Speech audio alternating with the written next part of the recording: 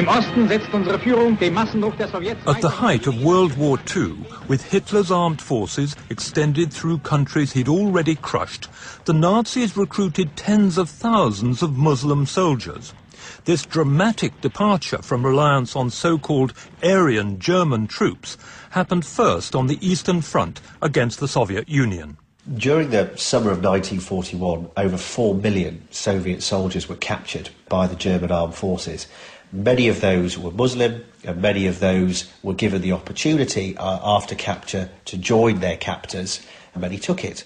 Hitler's claim that his conquering armies would be purely German was also turned on its head in Yugoslavia. In this riveting story, a rare eyewitness from inside the Waffen-SS recalls how this brutal, ultra-racist force not only recruited 40,000 Muslims, but then went out of its way to meet their spiritual and cultural needs. Was die Freiheit Their freedom of religious practice as Muslims had already been established. The ban on eating pork, prayers at least so many times a day, funeral duties, and until the end, that was all held to. It was absolutely no problem. Absolut kein Problem. Although far more Muslims fought with the Allies than with Hitler, not least across the Middle East and North Africa, the creation of Hitler's Muslim legions is one of the more intriguing and remarkable stories of World War II. It all began in June 1941, when Hitler launched Operation Barbarossa against the Soviet Union. To that point, the greatest military invasion in history. In 1941, when Hitler attacked Russia, the general expectation was that the place wouldn't last for more than about 6 weeks. And the famous phrase was, we'll kick the door in and the house will fall down. But, says Professor Norman Stone, Hitler and his generals had made gigantic miscalculations, not least over the massive casualties they would suffer, and the need for reinforcements. They didn't plan it in a strategic way because they thought they would win the war in the summer. And then once it drags on, they're forced into a position where they have to start recruiting to augment their own ranks, because they'd started off with an army which was really much too small for the job. And after all, they were having to keep troops in Greece, keep troops in France, troops in Norway, troops all over the place. They were desperately overstretched and they needed local help.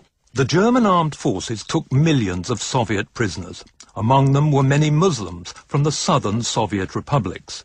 But their conditions in captivity were appalling, and most faced a stark choice: a slow and dreadful death, or changing sides.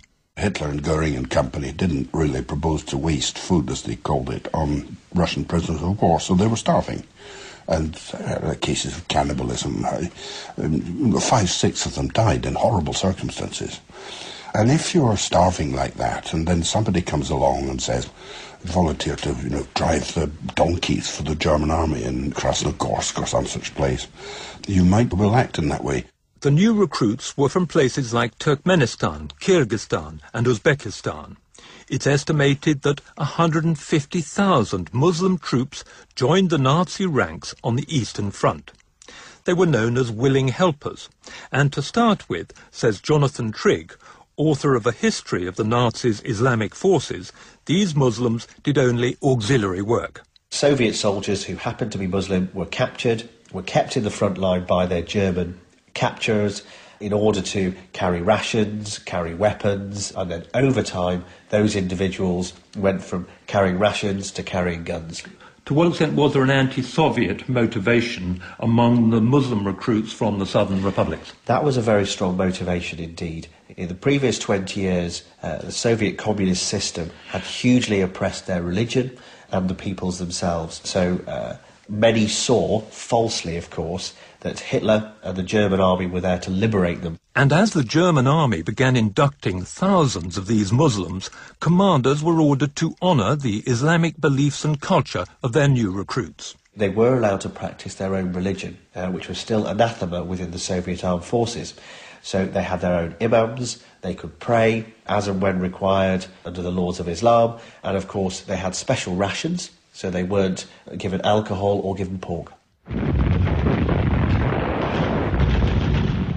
As the Germans increasingly met fierce Soviet resistance, they lost from their own ranks 1 million fighting men, dead or injured.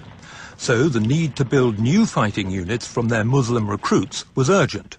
The really prominent unit formed, first of all, was the Turkmen division. And that, if you like, was an amalgamation of a whole series of battalions and regiments, eventually numbering over 20,000 men. The Turkmen division was moderately successful. It wasn't equipped or trained to be an elite unit, but neither was it a disaster. But at the heart of this recruitment of Muslims lay a massive contradiction.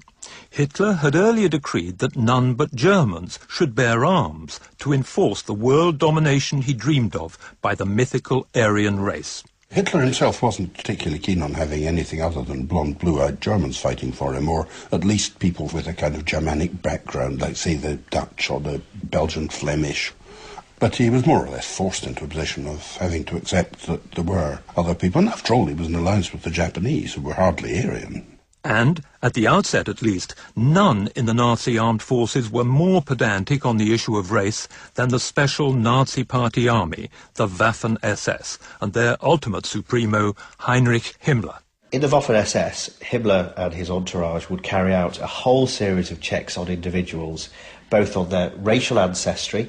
So, for instance, officers would have to develop their family tree back to 1750 to ensure that there was no Jewish blood there. They would also have all of their photos viewed individually by Himmler to see, did they actually look Aryan enough? But events and the need for military manpower soon dictated a loosening of these rigid criteria, and Himmler was forced to come to terms with recruiting Muslims who bore no resemblance to the Aryan stereotype. In a racial context, the recruitment of significant Muslim units in the German armed forces is incredible, particularly with Himmler's views on race. The Waffen-SS itself was very much seen at its inauguration as being the racial pinnacle of the Aryan nation, if you like. Everyone was the super tall, blonde-haired, blue-eyed giant, very much the epitome of the master race. So therefore the recruitment of very large numbers of Muslims, particularly from the southern Soviet Union, Turkic peoples and so on, is very much the antithesis of that racial illusion. But there turned out also to be a need to recruit other Muslims far away from the Eastern Front, in Yugoslavia. And to help them in that task, the Nazis could turn to an unlikely figure from the Middle East, who came to Germany in 1941. His name was Hajj Amin al-Husseini, but more crucial was his title, the Grand Mufti of Jerusalem. He was from a leading Palestinian family and had become an important political and religious player, says Dr. Taj Hargey of the Muslim Educational Centre in Oxford. He quickly rose to be an influential figure in Mandate Palestine. In the interwar period, between 1920 to 1939, he is the leading Arab voice in Palestine, resisting what he considered Jewish illegal immigration to his homeland, and also fought against the establishment of a national Jewish homeland in Palestine. The Mufti came to believe that the main obstacles facing the Arabs in Palestine were the Jews, the British and the Communists, a line-up of enemies coinciding very closely with Hitler's own hit list. The Grand Mufti went to Berlin to gain material and moral support from the Nazis. He was exceptionally well treated. He was given his own accommodation, unlimited funds. He was allowed to meet with propagandists, both from the Nazi side as well as from the Arab side, to convince Muslims in Palestine and wider Arab world that Muslim solidarity was with the Nazis, with the Axis powers, rather than with the Allied powers. And the Nazis soon saw just how useful the Mufti might be to them. There was one problem. To mix openly with an Arab was, from the racial standpoint, awkward for Hitler.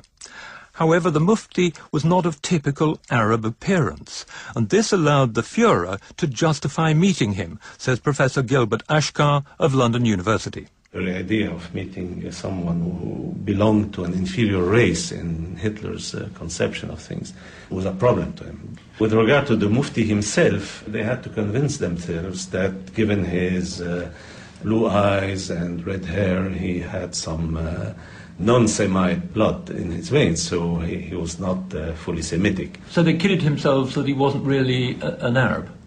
In some sense, yes. So the Arabs were well down the list of the Nazis' favoured races, were they? Absolutely. Originally they were very much down the list. But they got promoted, if one could say, for very opportunistic reasons after Germany and Italy believed that they could try to bring Muslims to their side in their fight against the British and later the Americans. At that time, the Allies were also in another kind of fight with Hitler, a propaganda battle of the airwaves, as reported by the BBC at the time. London. Here is London, broadcasting in the Arabic language. By means of propaganda, written and spoken, in the Arabic tongue, an intense effort was being made to poison the minds of these peoples against Britain. Incidentally, the declarations made by the leading Arab rulers in support of the Allied cause have recently shown how little success attended this effort. But even as Britain tried to get the upper hand in this war of words, the Nazis had discovered a valuable asset in the shape of the Mufti. The Mufti shared with the Nazis a bitter hatred of the Jews, and he began to make a series of virulent propaganda broadcasts targeted against them from Radio Zesen in Berlin, says German writer Matthias Kinzel. This idea was brought up already in the year 1937 by a friend of the Mufti in Berlin. And so when the Mufti arrived in Berlin, he was prepared to take the lead of the anti-Semitic programs of Radio Zesen, and he very often did the broadcasting by himself. And so his person became so much known throughout the Islamic world because he was one of the main speakers of Radio Zesen during those years. The Nazis had another use for the Mufti, much closer to home than the Arab world. They wanted his help in Yugoslavia. There, while a conflict of extreme savagery was in progress, Hitler didn't want to commit his best troops, says historian Marco Attila-Hor. The Germans weren't particularly interested in this region. It was really like a buffer zone between Germany and Italy. So the Germans didn't really contribute or commit large quantities of quality troops to this region, so that their hope was that you could garrison Yugoslavia with a small number of low-quality troops, with Quisling forces, and commit your main forces where they were needed, against the Soviets on the Eastern Front. So the Germans decided to recruit Muslims from Bosnia to help wage the struggle for Yugoslavia on their behalf. At that time, Bosnia was ruled by a puppet Croatian fascist regime, which was in turn under attack from Tito and the partisans, who were backed by Britain. So, in early 1943, the Mufti travelled to Bosnia to help raise the manpower for a new Nazi fighting unit, says Dr. Taj Harge. The Mufti met personally with all the regiment leaders, the commanders of the various units of the SS, both German and Muslim, and he was seen to be photographed with them. These photographs were sent out as media press releases, not only to the troops, but also to the various populations in Bosnia and elsewhere. When the Mufti comes in as a leading figure in the recruitment drive, this then gives a religious substance to a patriotic yearning for national independence and self-determination. But it's a yearning for national independence, not a lot of Muslims who are intent on waging a holy war in Europe. No, clearly not. It had nothing or very little to do with Nazi atrocities, with Nazi objectives, with Nazi aspirations. What the Bosnian Muslims were doing was to try to secure their place in the sun, in the Balkan Peninsula. The men recruited by the Nazis in Bosnia were built into a Waffen-SS division called the Handjar, from a Turkish word meaning scimitar, says Jonathan Trigg. And the great majority of these troops were Muslims. The scimitar division was very large. It was some 20,000 men strong, and it was formed from the villages and towns that we all know, Tuzla, Gorazda, Sarajevo, and so on. Local men volunteered, were recruited and armed and trained. They were under attack from all sides at the time, and they felt the best way to safeguard themselves and their families was to arm and equip themselves under German auspices. The Scimitar Division had its own magazine, and working on it was a keen 19-year-old ethnic German, Zvonimir Bernwald, now in his 80s. One of a handful of survivors, he lives today in a small town in southern Germany. with a collection of cuttings, documents and snapshots relating to that strange military formation. Zweites Foto. This is a picture from the Imam's training course in Babelsberg. The Grand Mufti visited us there. Here he is being welcomed. I'm the last here at the back, and here I am there. Hier bin ich da. Zvonimir Bernward says the Mufti of Jerusalem, despite his role in military recruitment, came across mainly as an intellectual. Großmufti war. The Grand Mufti was short and looked much more like a university professor or an academic or a religious teacher than in any way like a fighter. When he spoke calmly in Arabic. I didn't understand a word except through the translation. He gave the impression of a committed teacher of religion. Religionslehrers auf mich. In Sarajevo In Sarajevo, he had 16 imams, some of them young, who had volunteered for the Scimitar Division. And our job was to teach these young Bosnians, who probably knew nothing about National Socialism and the ideas of the Waffen-SS, as much as possible about National Socialist ideology in 3 weeks. We had to write down all the things we wanted to tell these people. What were the points of contact between National Socialism and Islam? Nationalsozialismus und Islam. As for the Bosnian Muslim soldiers forming the new Waffen-SS Scimitar Division, they were often working alongside German soldiers, and some of the Germans found it hard to suppress the racism so deeply instilled in them under the Third Reich. Yes, there was some name-calling, but that was strictly forbidden. There was a command from Himmler himself. You would suffer the strictest punishment if you called them mujos in public. You weren't allowed to do that. Mujos is a derogatory term for Bosnians. Bosniak can be a bit dismissive, mujos much more. A bit like Ivan for the Russians, but a bit worse. Ivan, ein bisschen mehr für die Russen. Sie dürfen nicht vergessen, die Bosniaken. You mustn't forget that the Bosnians were really simple farmers' sons. From the beginning we had to practically teach some of them their ABC. So we had a magazine that didn't try to do anything too complicated. It had many pictures, simple sentences. That was while the training was going on in France. And then we went back to Germany. We only came back to Bosnia in February 1944. During that time, they had very little contact with their homeland, except for this Scimitar magazine of ours. Bis auf diese Handjar-Zeitschrift. But how much did Nazism and the Mufti's brand of Islam really have in common? At that time, while their long-term goals diverged, there were shared interests. Die Ziele war zuerst mal den Imamen. The first, most important thing wasn't to find a synthesis between Islam and National Socialism, but that both views of the world wanted to achieve the same thing. Their common enemies were, of course, Jews, Anglo-Americans, Communists and Freemasons. Kommunisten, Freimaurer. In the new SS division, the Bosnian soldiers wore the fez, just as they had done in much earlier Bosnian regiments under the Austro-Hungarian Empire.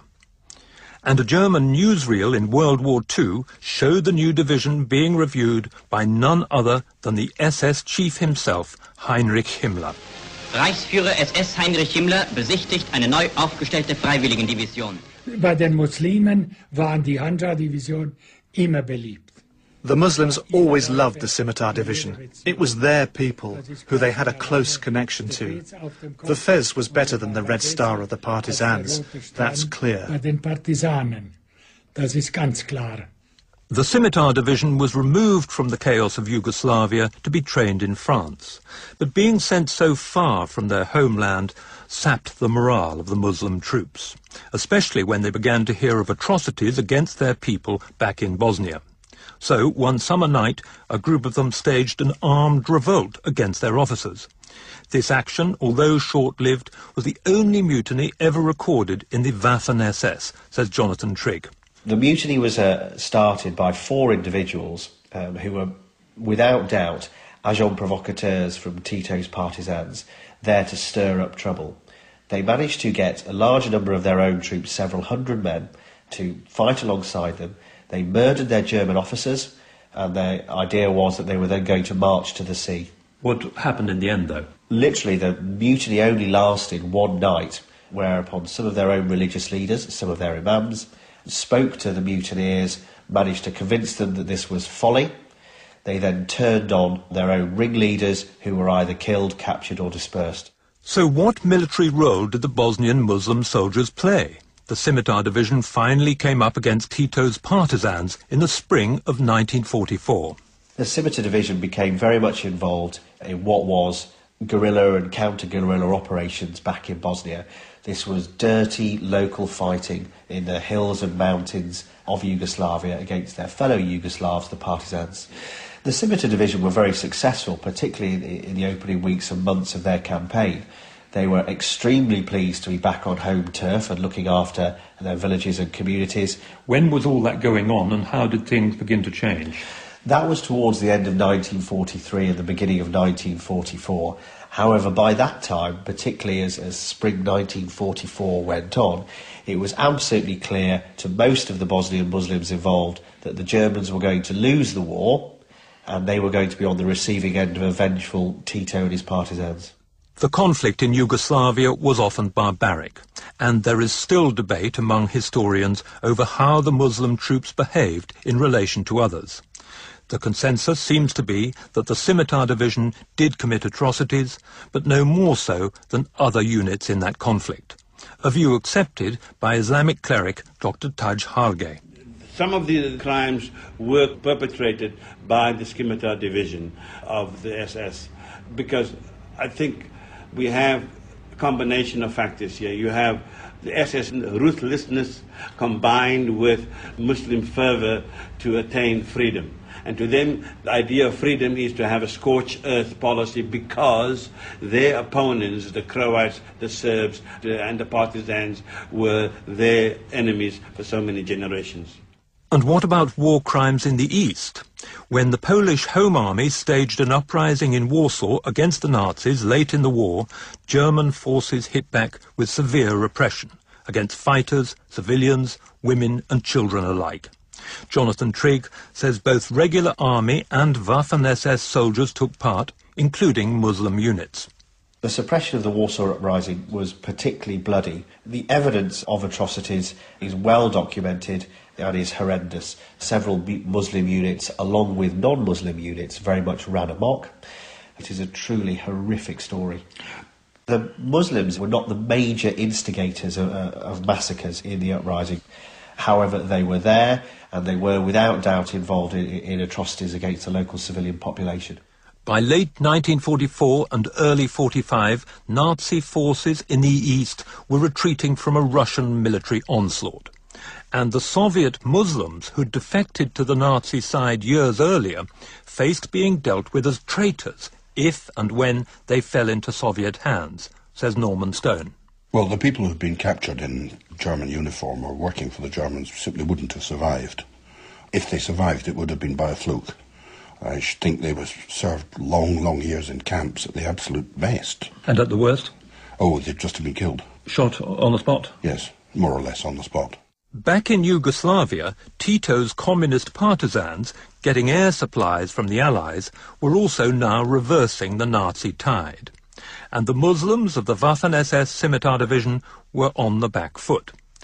However, when their commanders ordered a retreat and tried to march them north towards Germany, says Marco Attila-Hor, Muslim soldiers once again defied orders and began to desert. The desertions from the Bosnian SS division begin as a trickle during 1944, and as the year comes to a close and as 1945 begins, it becomes like a flood, should we say. We're talking in the hundreds and then the thousands.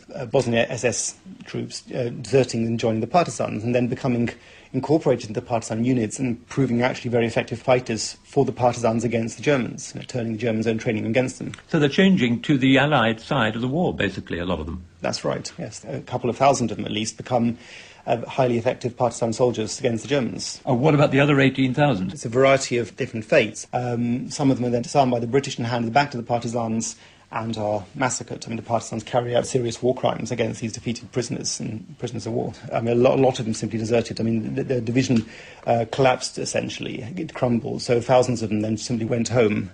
While many Muslim soldiers paid with their lives for joining the Nazi cause, the man who urged them on with his propaganda broadcasts, the Mufti of Jerusalem, was able to slip away from the devastation.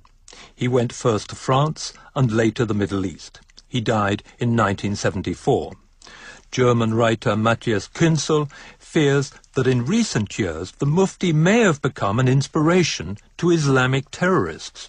People only know about the war years of the Mufti, and this is not the main story to tell of him, because his real meaning comes when you see at the Islamic anti-Semitism case, because he was the very first one to translate Christian anti-Semitism into an Islamic language. This was something very new during those years, and in this way he stamped his mark on the Middle East conflict that are still with us today, I think.